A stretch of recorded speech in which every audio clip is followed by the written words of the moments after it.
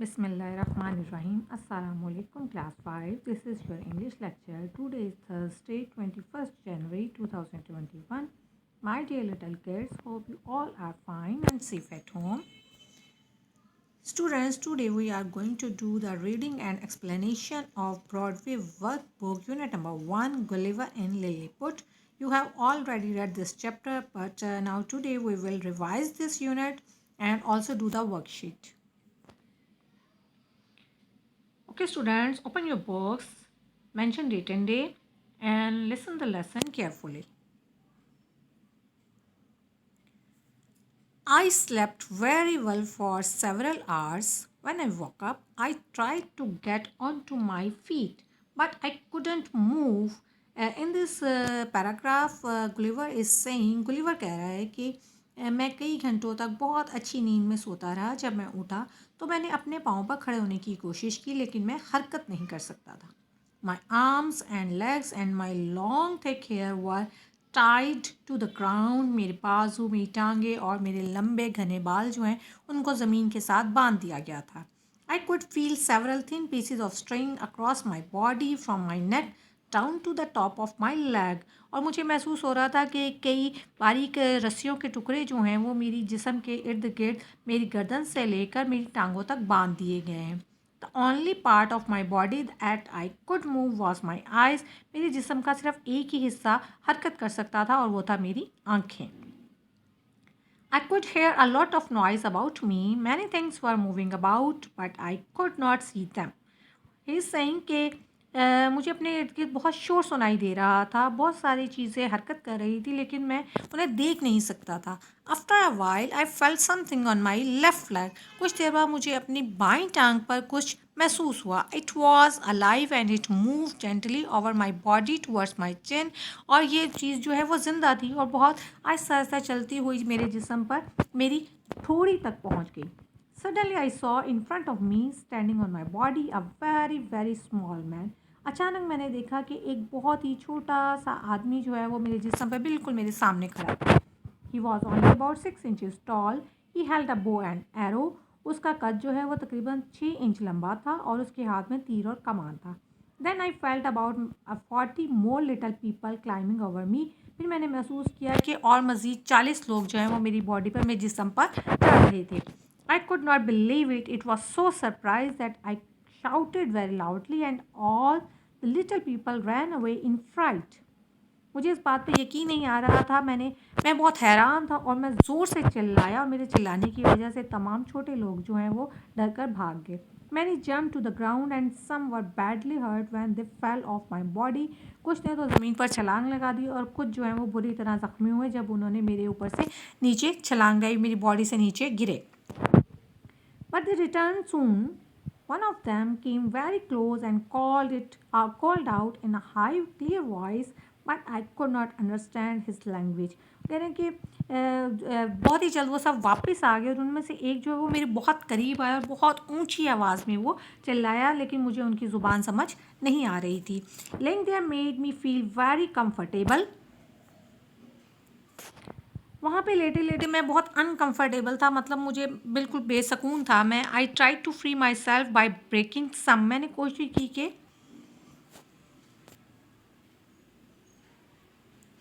of the strings which had been tied to stakes in the ground. मैंने कोशिश की कि ज़मीन के साथ जो छोटी छोटी सी लकड़ियों के टुकड़े बांधे गए थे और उनके साथ उन स्ट्रिंग को जोड़कर मुझे बांधा गया तो उनको तोड़ने की कोशिश करूं.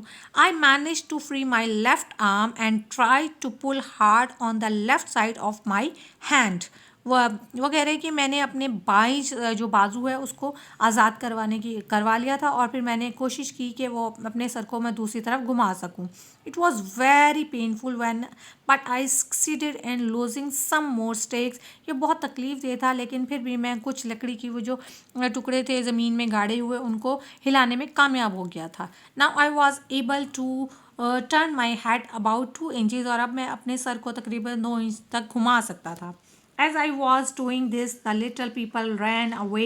I heard something shout and order and all at once about 100 arrows shoot through the air at me. कह रहे हैं कि जब मैं ये सब कर रहा था तो वो छोटे लोग जो हैं वो वहाँ से भाग गए थे। फिर मैंने सुना कि उन्होंने एक साथ सबको बुलाया और उन्होंने तकरीबन 100 तीर जो हैं वो हवा में मुझ पर चलाए। Those that landed on my face and hand felt like sharp needles. करें कुछ तो उनमें से ज़मीन पर गिर गए, कुछ मेरे चेहरे पर लगे और मुझे ऐसा फील हो रहा था जैसे वो बहुत ही कोई नोकीली किस्म की सुइयाँ हैं। I shouted with pain. तकलीफ से चिल्लाया, covered my face with my left hand and tried to break all the strings. मैंने अपने मुंह को अपने बाएं हाथ से छुपाया और उन तमाम रस्सियों को तोड़ने की कोशिश की। I wanted to get free but the little man shoot more arrows. मैं आज़ाद होना चाहता था लेकिन वो जो छोटे लोग थे वो मुझ पर तीर बरसा रहे थे, तीरों से निशाना लगा रहे थे। Some tried to put their spears into me, कुछ ने तो अपने खंजर जो हैं छोटे छोटे से नेज़े उन्होंने मेरे बॉडी में चुभाने की कोशिश की। Luckily my jacket was made of strong cloth and their spears were not sharp enough to go through that.